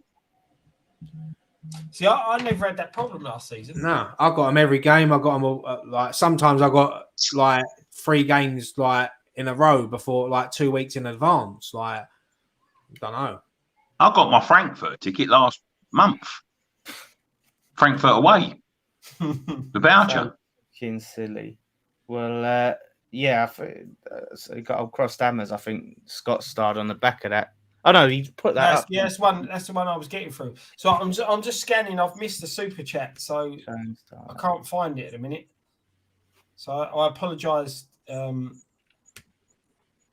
can't click it up. But yeah, there was a donation of 89 pence. So thanks for that, Davey. I can't find your message though, mate. I'm sorry. Yeah, another one. Yes, mate. Oh, sorry, Dan. Go on. No, that's all right. Yeah. That's just a quick. This is a quick one, isn't it? Like, I think the other one's probably a bit more deep. Do you think Haaland will be a success if he stays fit? I have questions over his fitness, but I think if he stays fit, I think he'll be a success for Man City. Premier League top goal scorer next season. He'll smash it. He's the guy's built for the Premier League all day long. And he's a very odd guy, though. Yeah, he can be as odd as he likes, mate. If he scores the goals, he scores the goals. He's just an odd guy. He's a very dominant guy. I see him in like a video, like at Man City. Like he gets up like he owns a fucking shop. Do you know what I mean? He just bastard. No, Yeah, that was his initiation, wasn't it? They made him get up. He didn't want to sing though. Yeah, and he didn't sing. Yeah, but listen, he's brought in to score goals, not sing. So if he's banged goals in, week out, you know, I think he's going to score. Do you know what? He could be one of these strikers that gets 15, 20 before fucking Christmas. You know, he's that good. You know, but then again, the Premier League's different. But I think he'll smash it. I think he'll do well. And I think that's why you see the likes of Man City getting rid of players like Jesus and players like that, because I think next season they're going to unleash Jack Grealish a bit more. I think that's why they've signed Haaland to get Grealish on the pitch a bit more next season. And I think you got Foden, you got De Bruyne. It's fucking scary how good they can be. But when they lose 2-0 on the opening day of the season, everyone's going to be like, fucking. That's why you ain't seen Dawson in pre-season, because he's getting his shorts tailored to have a bigger pocket to get Haaland in. But you know what though? It's going to be the Haaland show, that game. All the media are going to be talking about how many goals is he going to get against West Ham. But it was no different with Ronaldo, Dan. You know, it was one of them. And look, Haaland's a good striker, a very good striker. I think he'll smash it at City, but it may take him a little while to adapt to the Premier League. But I said, I think he's the type of player that he's built for. I've got a question for you. Go on, mate. Yeah. Give me a hot take, a Premier League hot take that no one else has said. Jeez, you're usually the hot take man. I need to count my hot take. I'll tell you what my hot take is, right? While you're having a little think. Gabriel Jesus will not score double figures this season. I don't think that's a hot take. I agree with that. I'm with you on that one. I don't think you will. Jesus won't score double figures, so he won't get 10 goals. I don't think he's going to get 10 goals now. In the Premier League. Premier League, yeah. He'll get more than 10 goals in the Premier League. Arsenal. The thing is, with Arsenal, they've gone a little bit unnoticed in this transfer window. I think they're going to be up there challenging for that top 4 this season without a doubt. They've got some good signings in them. Zinchenko today is a brilliant signing by them. Brilliant signing. And I don't know why we didn't go for him, to be fair. I think Jesus, what I've seen of him in pre-season, I can see him definitely getting 10 goals this season. I don't think he will. I just don't think he will. I've just got this feeling that he's going to fucking flop there. Mate, he'll probably get 10 goals against us in 2 games. Yeah, probably. But yeah, the thing is with them, they didn't have European football last season. Now, they've added to the squad, but they've got European football. So I don't think they'll get. Everyone's been banging on, like Sky have been banging on about Tottenham signings. I look at what Arsenal have done in this transfer window, and they've definitely improved their team. And I think, like as I said, Zinchenko, Jesus, I think they're even after Sane. So it looks like they're going after all these old City players, but that's because of Arteta. He's got the links to Man City. He knows these players. He's worked with them before, and I think that they're getting in some decent players. So I don't think he's a great manager. And I look at the teams that I think would get top 4. Chelsea, Tuchel, great manager. Conte, great manager. Klopp, great manager. Pep, great manager. So he's got that to compete. We don't know what Man United are going to do. And Moyes, look, we don't know what we're going to do. That's the hot take. Listen, let's see the transfer window. Once that closes, see what we you say that about Arteta, right? As I said, when Arsenal beat us, they're the worst Arsenal team I've seen. And they've still finished where they finished and qualified for European football. I am with Nicky. We finished above Man United. That's my hot take. my hot take is that I think Eddie Howe will be sacked within 10 games and Pochettino will be the new Newcastle manager. Fucking hell. Wow. Within 10 games. Eddie Howe will be gone. That's not a long time. Yeah. They haven't spent how people expected them to spend in this. So people expected them to go and get these like big shock signs. I think they've actually done their business smart. They haven't done the Everton or the Aston Villa route. They've gone and said, "Nah, let's build this gradually, not trying to sign names and upon names and splash out money." So a lot of people are saying about Everton, and I think they're going to struggle big time next season. They've not improved. They've sold their best player. I mean, I think Everton will finish. Was it Atlanta? Right. Everton will stay up. They'll finish in the bottom 6 and won't sack their manager. I can see him going down like the way unless they because I think that financially they're not in great shape. And the players that they've been linked with, like bringing Ross Barkley back and stuff like that, it don't really fill you with optimism for them, does it? Like the sort of players that they're looking at. So, yeah, I could easily see him struggling in a relegation battle next season. Like Ryan said, I know it's just pre-season, but they've been losing. And I think it's not going to take long for them, that fan base, to start turning. And I don't think blue flares will save them next season. They can bring their little flares out, but it's not going to be, it's not going to be a good one for them. I think we all. I did say when Everton survived last year, they needed to do something, and ain't that fuck all. So, but they can't. They can't. They've got to be very careful what they do because of financial fair play. Let's be honest, they should be deducted points with the losses that they've had over the last 3 seasons. They should.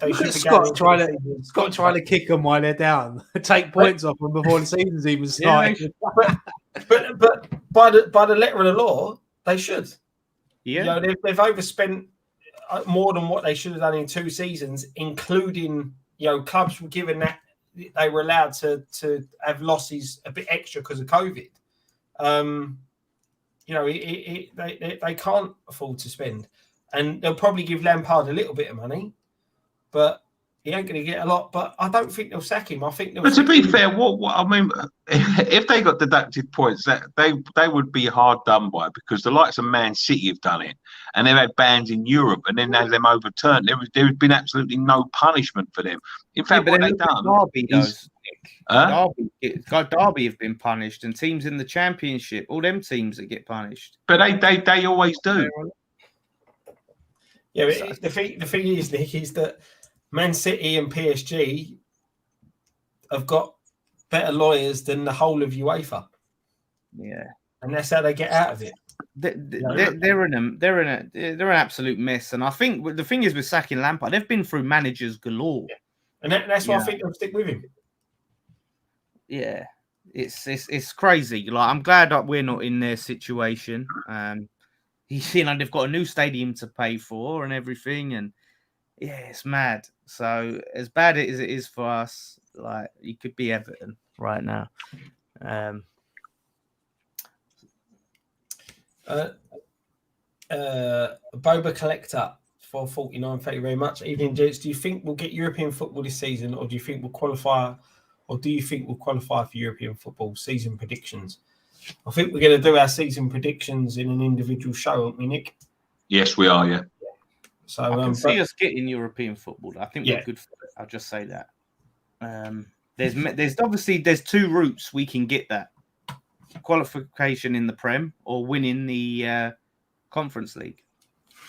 We got them. We got 2 routes available. Both of them achievable. Both going to be hard, but both achievable. This one out. With the World Cup this year, the season could be a lottery. What if some miracle happened and we finish 4th? What does Dex do? Sign up. Just If we finish fourth, he'd stay for another year. Yeah, in my opinion. Or either that, or he's signed for Nottingham Forest on a 1-year deal. If we got top four, then yeah, Declan would definitely stay.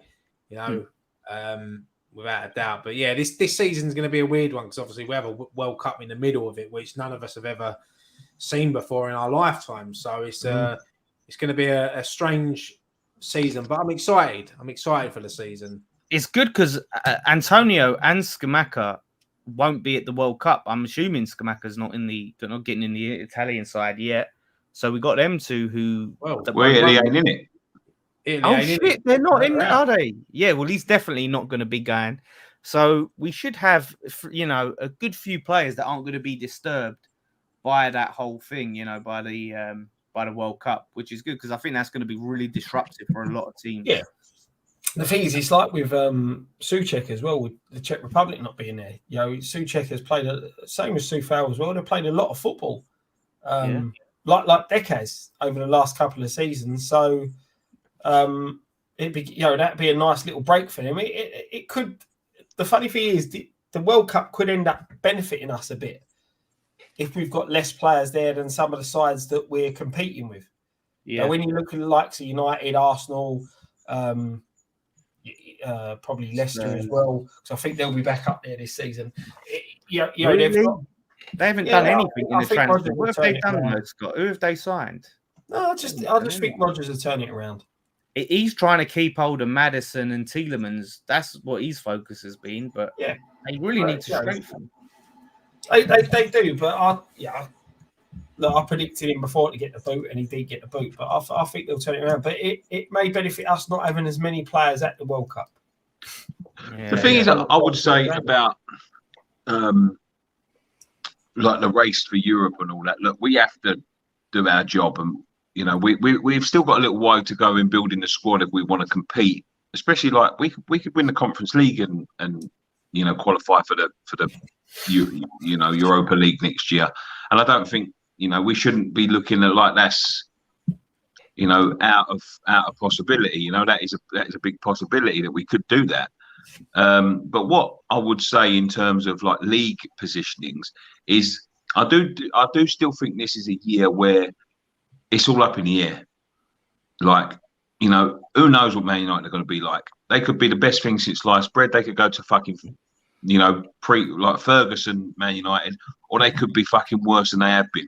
Yeah, nobody knows what this geezer's going to do. Nobody knows what this geezer's like. They all fucking want to sit there speculating about how good he is and all this sort of thing. I think Man United fans, talk themselves into it, but he could well be.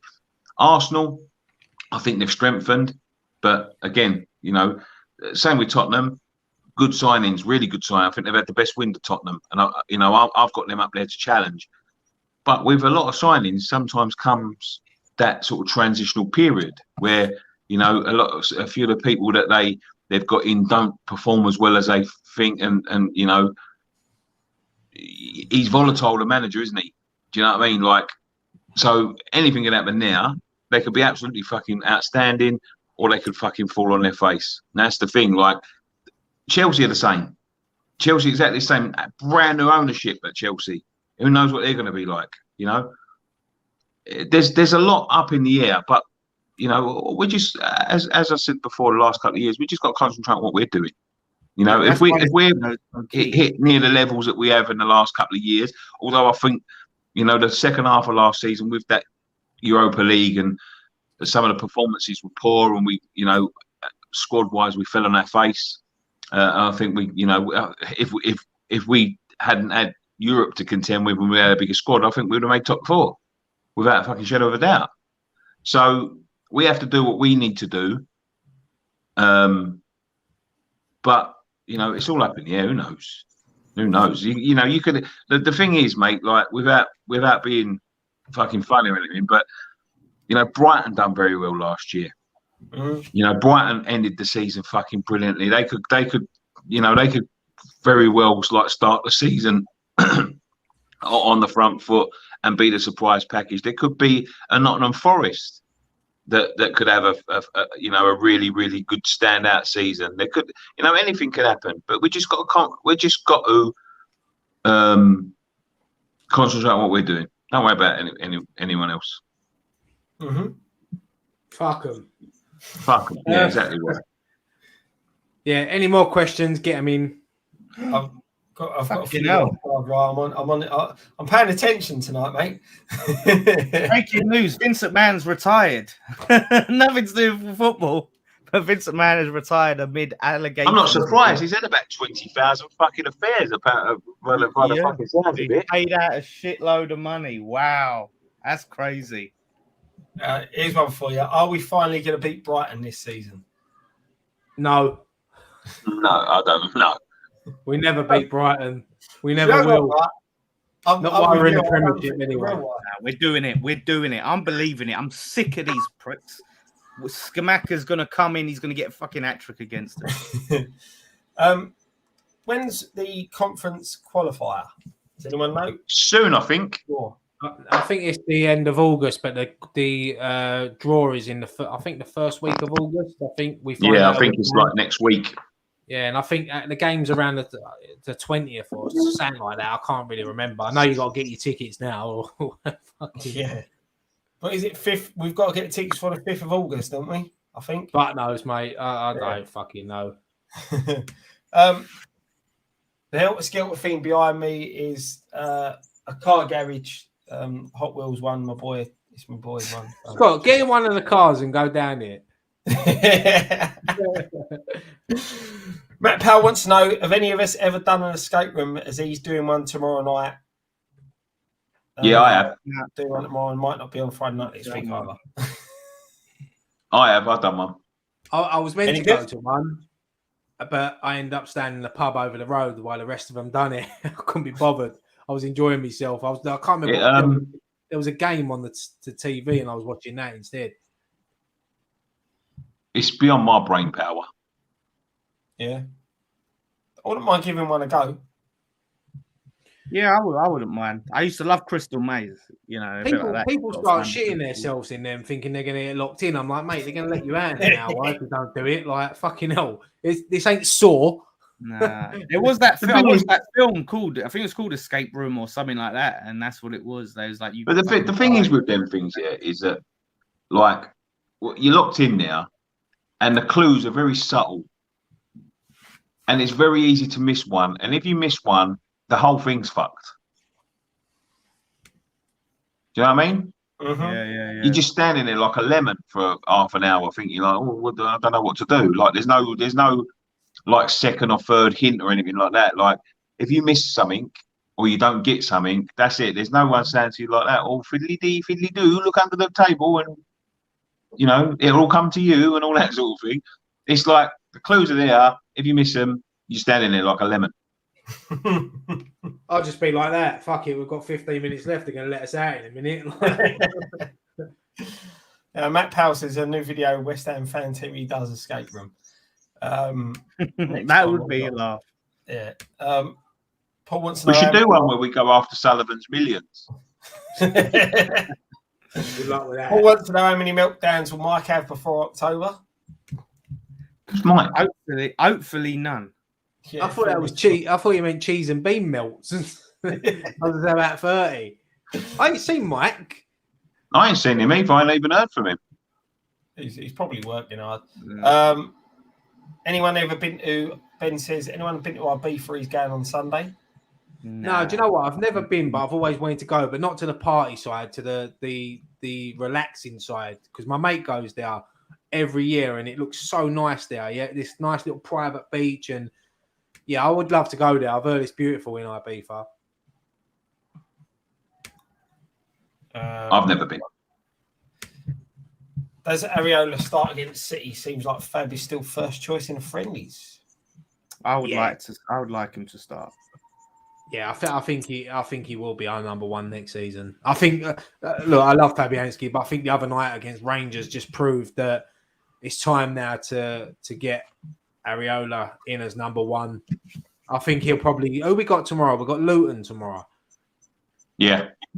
So it'll probably start tomorrow, and there's a couple more preseason games, and I think he'll be our number one, and Fabianski will probably be our cup goalkeeper next season. Do you think?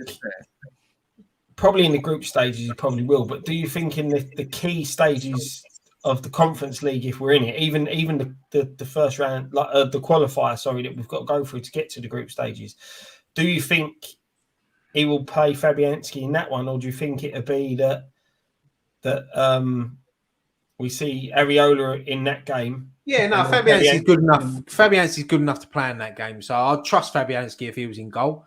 I would trust him. But yeah, this qualifier worries me because I think we all think, we're going to win. But look, fucking, I just think back to Astra fucking Gugu, but I think we're a different club now than we was back then.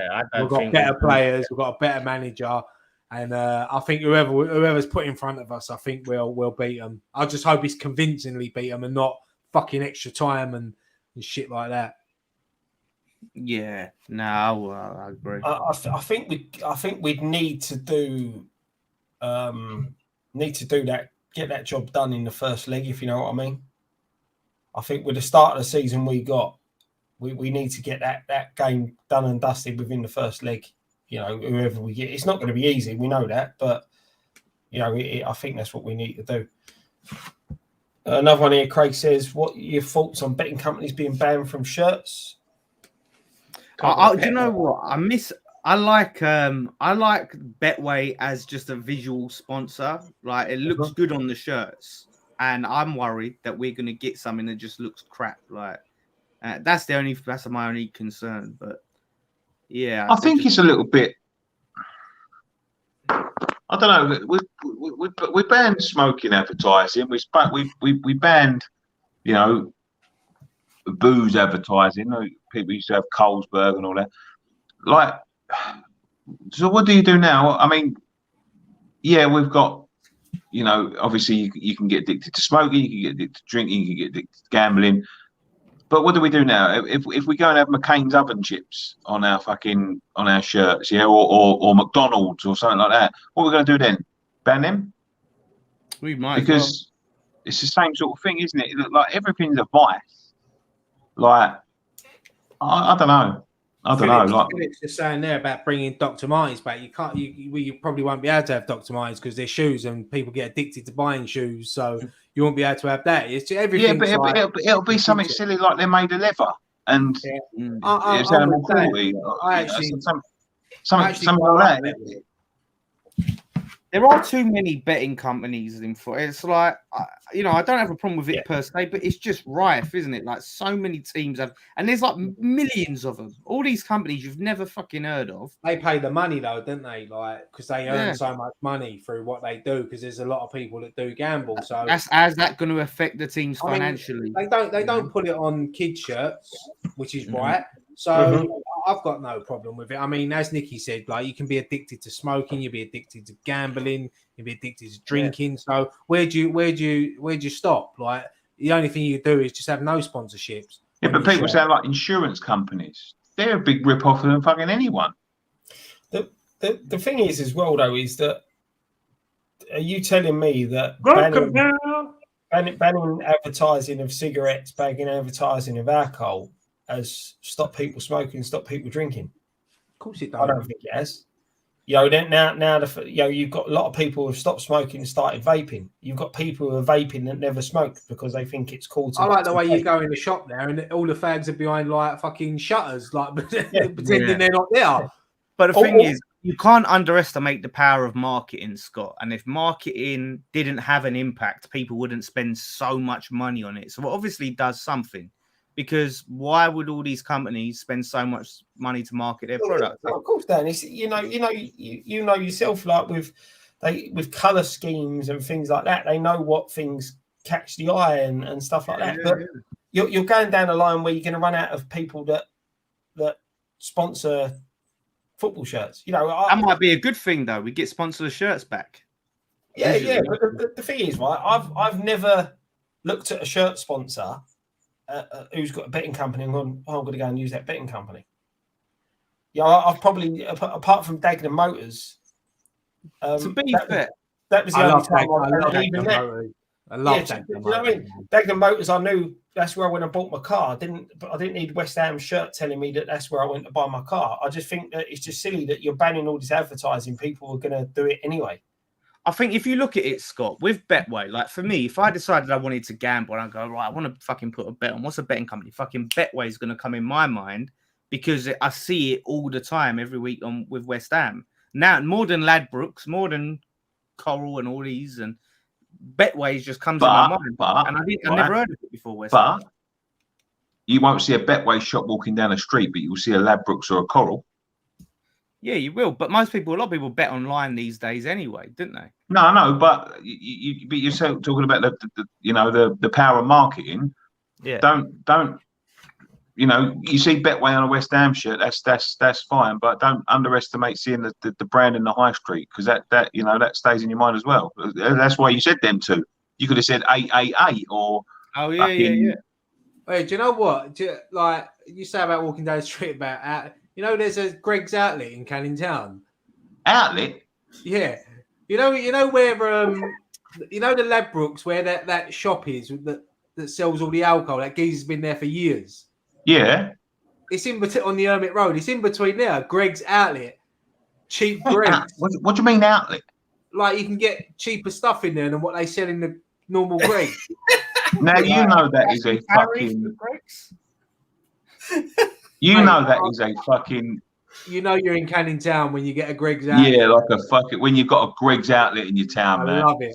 I love it, man. I'm proud of my fucking Canning Town, man. That is it. We're the only ones to have a Greg. Well, probably not the only ones, but when I go there, they'll definitely have a Greg's Outlet in fucking Newcastle. I'm going there tomorrow, right? And I'm gonna take a picture of it. I couldn't believe it. I was sitting at the traffic lights, minding my own business the other day, watching the world go past, watching all the drunks walking up and down the Hermit Road, and then I see a Greg's Outlet, and I thought to myself, "Nah, that can't be right." And then I see it, I thought, "Wow, this is the nuts." I'm moving back to Canning Town, mate. I want a half price cheese and bean melt. This is ridiculous, right, boys? I've got to go to bed. Yeah, I was going to say, right. Sorry, Amos Mikey says you can buy little trainers, right? Have you seen how much little trainers end up going for when people buy them? They're the most random coloured trainers. They're in the. What do you mean, little trainers? They're trainers in the little colours. The colour of the little sign. Yeah. You get Greg's at clothing line as well, and Primark. I've seen them going for big money. Oh, look at Billy. Look. Oh, hello, Billy. I've never heard this before. Oh. Do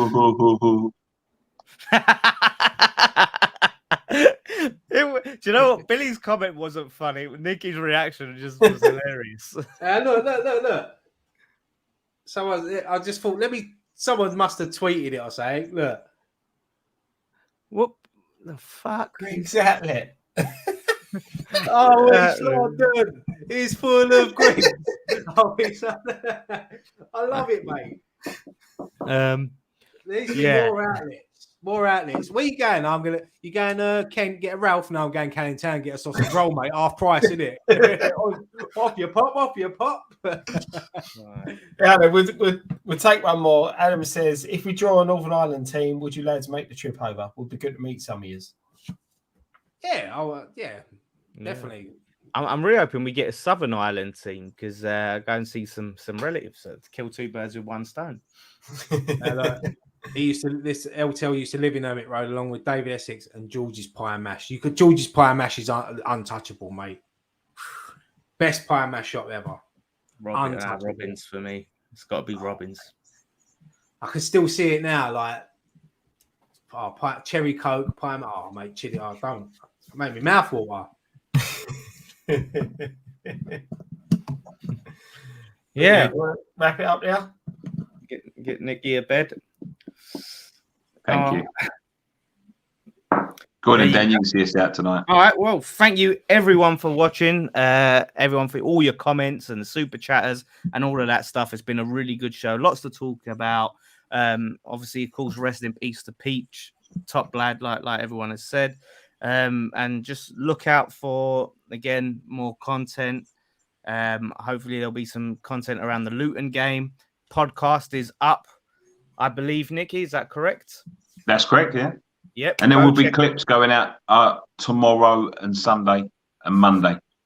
There you go. So if you're not a patron, you can go and check out the clips and see some of the content there that goes up on the Patreon. So thank you everyone for watching. Always good night to spend with you lads. Have a great weekend. One thing left to say. Come on, you Irons. Come on, you Irons.